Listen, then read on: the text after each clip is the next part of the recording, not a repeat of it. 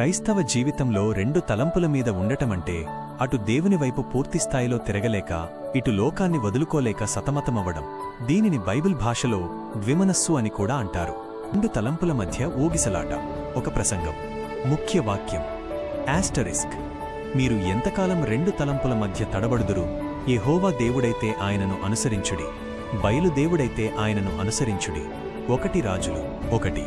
నిర్ణయం లేని స్థితి.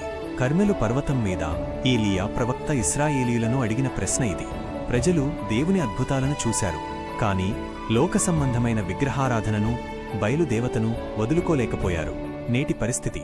చాలామంది ఆదివారం నాడు భక్తిగా ఉంటారు, కాని సోమవారం వచ్చేసరికి లోకపు అలవాట్లలో మునిగిపోతారు. ఇది ఆత్మీయ ఎదుగుదలను ఆపేస్తుంది. 2. ద్విమనస్సు గలవారి స్వభావం. యాకోబు పత్రిక 1-8లో ఇలా వ్రాయబడింది: ద్విమనస్కుడు తన మార్గములన్నిటిలో అస్థిరుడు.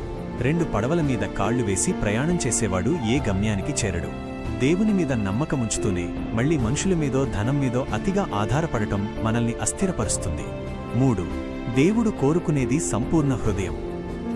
దేవుడు మనల్ని కొంచెం ప్రేమించమని అడగలేదు, ఆయన మన పూర్ణ హృదయంతో పూర్ణ ఆత్మతో ప్రేమించమన్నాడు. నువ్వు వెచ్చగానైనను చల్లగానైనను ఉండక నులివెచ్చగా ఉన్నావు గనుక నేను నిన్ను నా నోట నుండి ఉమ్మివేయబోవుచున్నాను అని అంటున్నాడు. మధ్యస్థంగా ఉండటమనేది దేవునికి ఇష్టం లేదు. 4. పరిష్కారం. ఒకే తీర్మానం. మనం ఏ పక్షాన ఉన్నామో స్పష్టంగా ఉండాలి. యెహోషువ తీర్మానం. నేనును నా ఇంటివారును యెహోవాను సేవించెదము. యెహోషువ 2:4-1-5. లోకాన్ని ప్రేమిస్తే దేవుని ప్రేమ మనలో ఉండదు. కాబట్టి ప్రతిరోజూ మనం దేవుని పక్షాన నిలబడాలని నిర్ణయించుకోవాలి. ముగింపు. ప్రియమైన వారులారా, లోకం వైపు ఒక కన్ను, దేవుని వైపు ఒక కన్ను వేసి ఆత్మీయ జీవితాన్ని గడపలేము.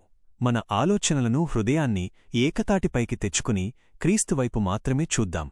అప్పుడే మన జీవితాల్లో నిజమైన శాంతి, విజయం లభిస్తాయి.